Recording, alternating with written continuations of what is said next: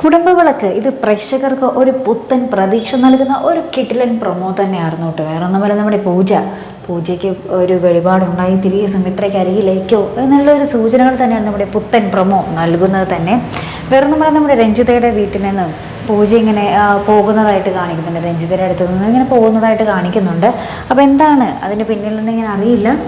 ഇനി പൂജ അവിടെ ഒരു വാക്ക് തർക്കമുണ്ടാകുകയോ അല്ലെങ്കിൽ കാര്യങ്ങൾ തന്നെ വരുതിയിലാക്കാൻ ഇവർ ശ്രമിക്കുകയാണെന്ന് മനസ്സിലാക്കി പൂജ സ്വയമേ സുമിത്രയ്ക്ക് അരികിലേക്ക് പോകുന്നതും ആകാം. എന്തായാലും അവിടം വിട്ട് ഇറങ്ങുന്ന ഒരു രംഗങ്ങൾ തന്നെയാണ് കേട്ടോ നമ്മുടെ പ്രൊമോയിൽ കാണുവാൻ സാധിക്കുന്നത്. ശേഷം നമ്മുടെ ശീതളൻ്റെ അടുത്ത് ഇങ്ങനെ സച്ചി വരുന്നുണ്ട് കേട്ടോ. അപ്പോൾ ഇക്കാര്യം നമ്മുടെ സുമിത്രയ്ക്ക് അറിയില്ല. സുമിത്ര ആ നേരം നമ്മുടെ അനന്യയുമായി സംസാരിക്കാൻ അനന്യയുടെ വീട്ടിലേക്ക് പോയിരിക്കുകയായിരിക്കും, നമ്മുടെ അനിരുദ്ധിൻ്റെ കാര്യം ഒന്ന് സോൾവ് ചെയ്യാൻ വേണ്ടി. അപ്പോൾ നമ്മുടെ പ്രേം ആദ്യം സമ്മതിക്കില്ല കേട്ടോ.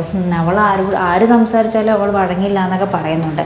അപ്പോൾ നമ്മുടെ സുമിത്ര പറയുന്നുണ്ട് എന്തായാലും എനിക്കൊന്ന് സംസാരിക്കണം എന്ന് പറയുന്നുണ്ട്. അപ്പോൾ സുമിത്രയെ കാണുന്ന പാടെ തന്നെ നമ്മുടെ അനന്യ ഇങ്ങനെ എന്താ പറയുക കരഞ്ഞുകൊണ്ടൊക്കെ വരുന്നുണ്ട് കേട്ടോ. ആ ഒരു കുറേ നാൾക്ക് ശേഷം കണ്ട ഒരു സന്തോഷം നമ്മുടെ അനന്യയുടെ മുഖത്ത് കാണുവാൻ സാധിക്കുന്നുണ്ട്. അപ്പോൾ നമ്മുടെ ആ ഒരു സമയമാണ് അപ്പുറത്ത് നമ്മുടെ സച്ചി വരുന്നത് ശീതളിനെ കാണാൻ വേണ്ടി.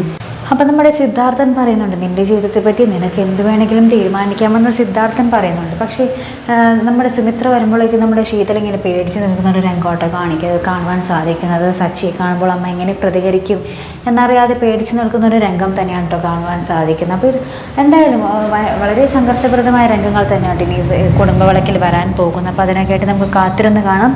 അപ്പോൾ ഇതുപോലുള്ള പ്രൊമോ റിവ്യൂസിനും എപ്പിസോഡ് റിവ്യൂസിനുമൊക്കെ നിങ്ങൾ മറക്കാതെ ചാനൽ സബ്സ്ക്രൈബ് ചെയ്യുക. അടുത്തൊരു വീഡിയോയുമായി വരുന്നത് വരയ്ക്കും ബൈ.